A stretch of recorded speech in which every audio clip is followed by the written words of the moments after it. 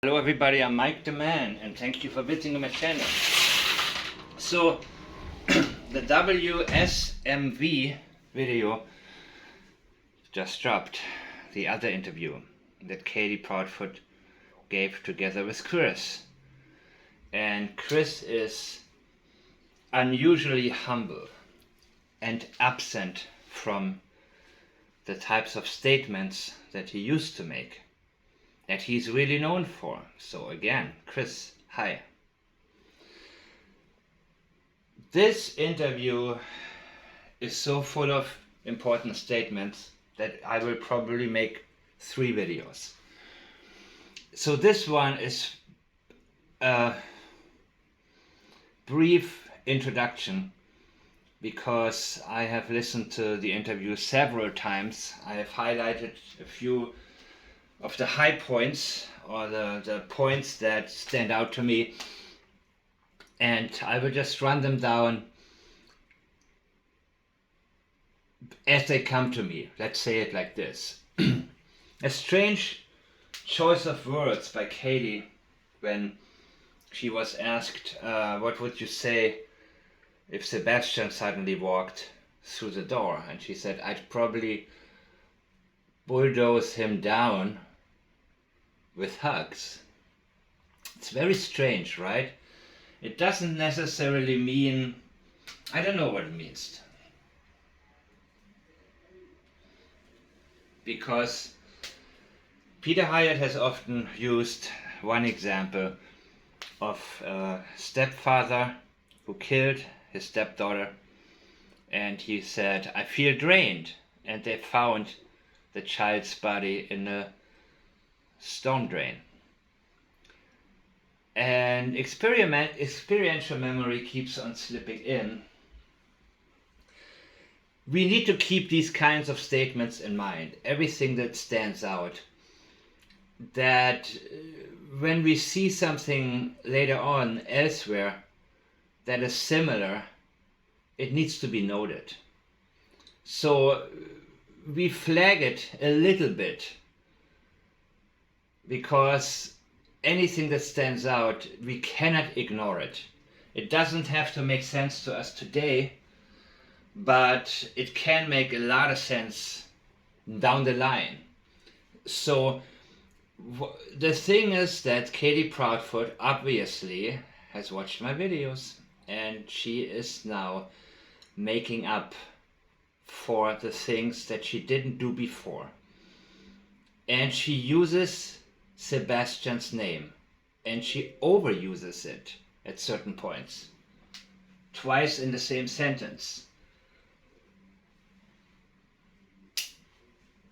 She knows she hasn't been using his name before in many occasions when she should have used it, especially when she said emergency, when she wrote emergency about her son being missing. His name is not mentioned in there. And she talked about my son or him, but his name was very absent from previous statements where it shouldn't have been. She uses the term honestly many times in this interview. So when somebody says honestly, they feel a need to have you believe them. Why do you need to say honestly? Were you not honest before? If you know people who use terms like honestly consistently, or they say to tell you the truth, I know some people like that, and they are not known for being truthful people. So again, there is, those who have no money talk about money, the ones who are hungry talk about food, etc., etc. People who feel the need to say honestly, they want to be believed more than they deserve to be believed. And she talks about flyers on several occasions. She talks about businesses take him down. She has to put him back up.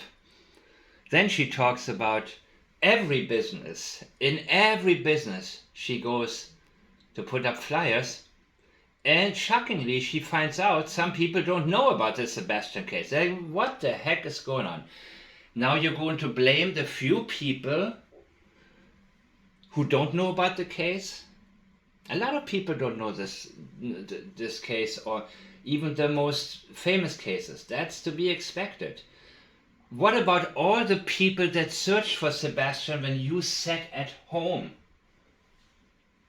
And she also complained, well, there are some leads, and then we sit there, and yes, we know, you just sat there. Other people are searching. Other people, how many people were out there searching? How many people spent their time and their money and their efforts and their energy to search for your son? And you, again, feel the need to tell us how much you are doing and how frustrating it is. You're putting up flyers. Okay, that's expected. That is expected. That is the minimum that's expected from the mother of a missing child. Why do you feel the need to prove something? You should not have that need. The only need is that you have to find your child.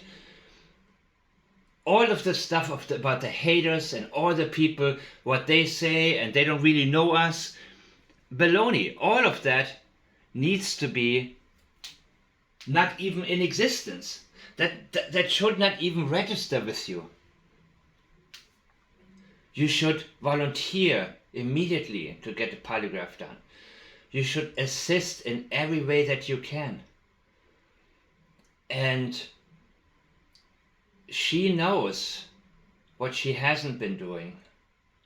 So again, she wants to prove to everybody, or give the impression that she is constantly busy looking for her son, searching for her son, doing whatever it takes to find him, because of course she wants you to think she has no clue whatsoever where he is. So this lady that interviewed them, she's obviously a church-going lady. I think she interviewed them before, right? Like a year ago, Harley Thompson. And I really believe she believes them. And she probably has a prayer group or something where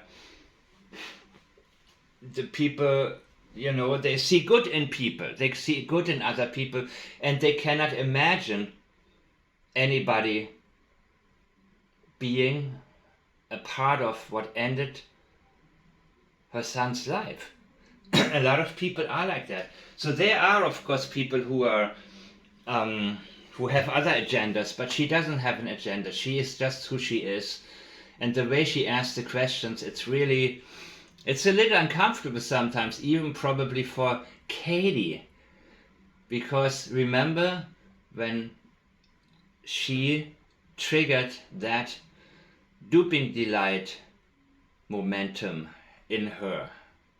Because Katie couldn't believe somebody believed everything that she said. And this lady continues like that. So in a way it's very good, because these are the kind of statements that are very powerful. Many of the statements she has made, I will dissect them one by one. This is a little bit of an overview to just give you my first impression. He should be experiencing life. That's what she said. Yeah. Because he's not experiencing life. How would you know if you don't know where he is? What he should be doing right now? What kind of life he should be living now? Was he experiencing life when he lived with you? Stuck in that house, basically locked up, had no friends over. Yes, there were 3 kids he was friends with in school, but there were no play dates, there was nothing. Sebastian always said he wanted friends. He just said, it's really like, I cannot even, it's horrible. That was not live, and then he gets beaten. How many times was Child Protective Services in the house? 5 times? I don't know for sure, but that's the number I've been given before. And I have asked you guys what you heard in the previous one, in the previous interview with Fox 17, and everybody agreed that it should be would have, or most people suggested that they heard would have. December 7th, he would have, a pause, and then she goes like, so she uses now she gives herself the time to think, to go back to her script. And what she learned is to do it in a manner that it comes off like she needs to just time to compose herself, because you know what? She has no idea where her son is, and she is suffering so much. And so she's putting up a new act. She probably trained it in front of a mirror many, many times, you know. They don't have anything to do, by the way. I don't think they're working right now, right? Or maybe she is. I don't know. But they have time to, you know, go through everything. And finally it kicked in also with Chris that he needs to keep his mouth shut, because he's been telling us far too much. So he now does keep his mouth shut, except a couple of times. He found his place in life, his real place, not the one that his ego felt he deserved. So December 7th he turned 16, and he should be home for that. So again, the mess up in the beginning, I'm assuming, yeah, he would have, because she knows he's no longer with us. Then she said he turned 16, and so when she says that's when the script really kicks in afterwards. And then she said he should be home for that. She didn't say he should have been home for that, but he should be home for that, because it's just a line. She's just feeding us some lines that sound good. She knows that's the kind of language probably that you know, that she thinks will appeal to mothers all over the world, and have them sympathize with her and somehow relate and put themselves into her shoes, which would be the wrong pair of shoes, because she would want you to assume or be able to see life from the angle of her persona that she creates, the innocent persona. Now, can Grady Proudfoot say I love you to her son? Can she say I love you, Sebastian? And one of you made an excellent comment that the simple I love you, Sebastian may not be possible for her to say. It may lead to a complete meltdown where she would be shaking, and just the reality of everything will hit her very, very hard for several reasons. She's obviously has not been able to say that. She has not been able to say that. She said it in the past. So does she say it now? She wants to say it. That's what she told us before. If you haven't done so, my Fox 17, that interview, my analysis, I would like to say, I just would like to say, just. She tells us she would like to be able to say I love you. But that does not mean, that is not the same like saying I love you. This lady now asked, what do you want to say, or what do you want to say to him if he's listening? And she said immediately, I would. She uses would. I would say that I love you so very much. Now, was it Scott Peterson that said his marriage was glorious? the simple statement is the most believable. You say, I love you, Sebastian. Anything that comes later needs to be flagged. Especially when somebody is trying too hard to convince you. So she says, I would say, she's not saying it. She would say that I love you so very much.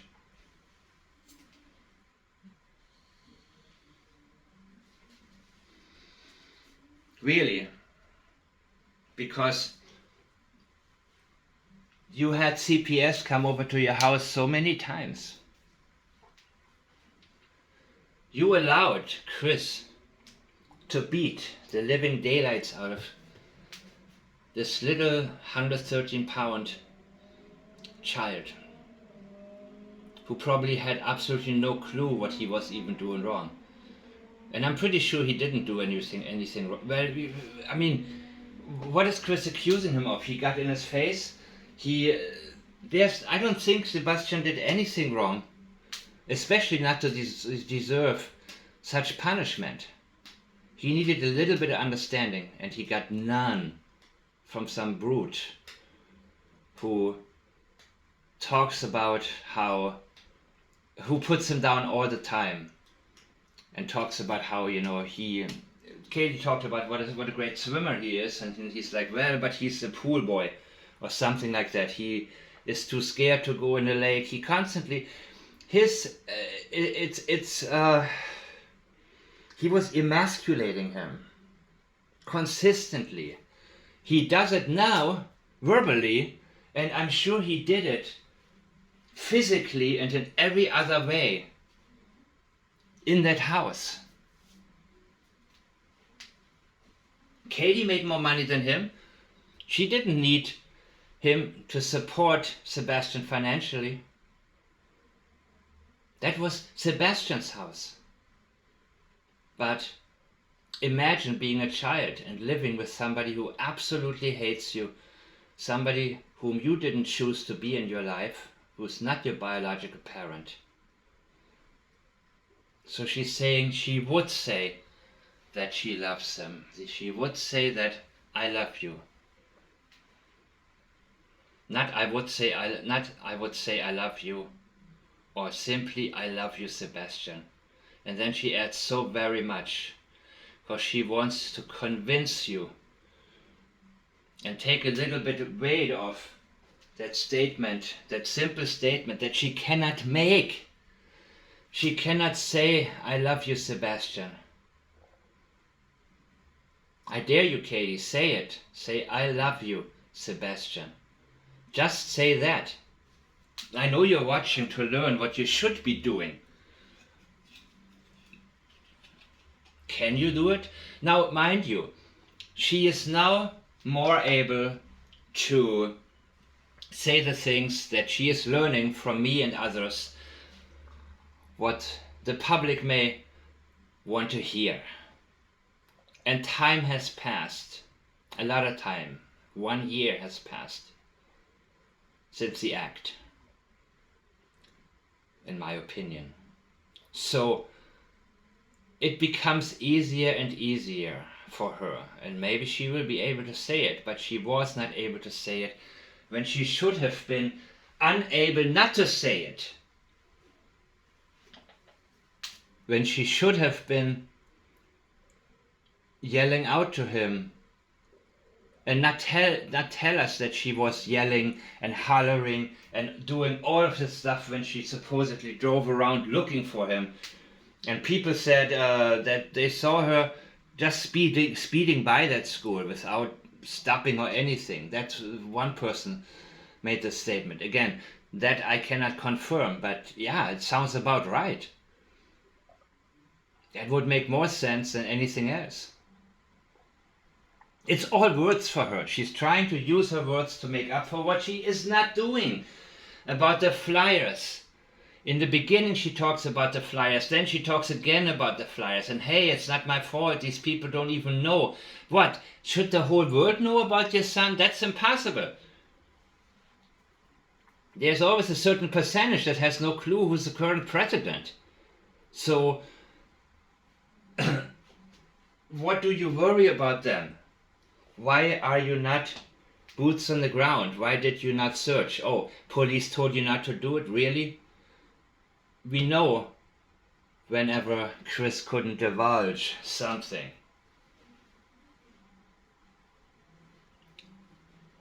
And that I hope that you're okay. Hope. Hope is one of the words I really don't like, because it shows that you have given up your power over making things happen. And in this case, she knows he's not okay. So hope is the best she can do, or the best she can offer to us. And I would say that, know that we all love you. And then she talks about there are all of these people that are looking for you, or all these people that care about you. Yeah, so she's including more and more people in the same sentence. And that sentence should have been a mother to a son. And she was asked, what would you say? Just you. So she's trying. She knows she needs to say it, but she still can't do it. She's getting closer though. I don't know when she's going to do another interview, if ever. Maybe there'll be an arrest soon, but I wouldn't bet on that. You see, Chris again talked about this being the largest manhunt in history in the state, or something like that, for a child. Manhunt for a child. Okay. Interesting choice of words. Again, he also uses the term zero evidence.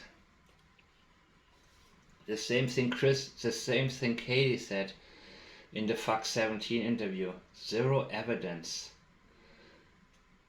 And it sounded so strange to the journalist that she immediately said zero traces have been found, or something like that. She knew the term evidence was out of place. And you don't need to study analysis to realize when something is just not making any sense. It's making sense to Katie because she's focused on how much evidence do they have against her. I'm pretty sure most people familiar with the case know who's responsible, including the police officers. But I think they probably are struggling with finding the evidence, the right amount and the right types of evidence to make this case stick, because you don't want to arrest somebody and then see them walk free. That's a real kick. That's a real for police officers. The police officers do not like that. It becomes personal for many police officers, that they rather take their time, do it right, but then know the person responsible that wrecked their brain is going away for a very long time. So another thing that Katie was talking about was, the source of information. Not source of rumors or source of lies. But she again, this lady was talking about the haters, or asked her, what would you like to say to these people who think you had something to do with, one of you had something to do with it. And Katie basically said that people should stop and know the source of information or the wrong source of information, something like that. But she didn't say source of lies or rumors or gossip or disinformation, misinformation. She actually said source of information. Because, as Chris has told us several times also before, that people have their opinions. He's let us know in so many ways. They know. And he cannot say people are wrong. He can just put down what they're saying or try to minimize it. So now I'm going to listen to this interview one more time. And I'm going to go through a lot more. There's a lot more that they were saying. I thought this was what stood out to me just pretty immediately. And as always, if you have anything that you would like to point out to me, do not hesitate. Leave a comment, see me on X at Firetown, and tag me if there is something. I would really appreciate it. I really appreciate it when people tag me on X at Firetown when something new came up or when there's something that somebody points out that I have not gotten to yet. Thank you very much for watching and listening.